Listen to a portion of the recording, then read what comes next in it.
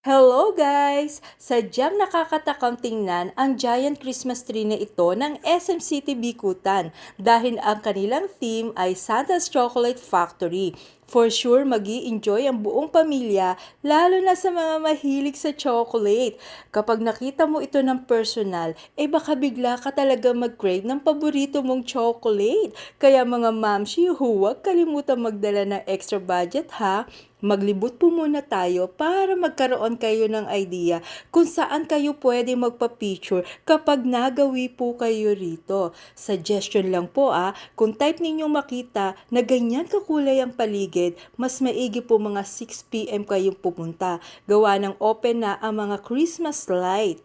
At syempre, marami din pong pwedeng pagpicturean dun sa bagong building sa Building C. Ayan. So, hopefully guys ay nagustuhan ninyo ang aming second stop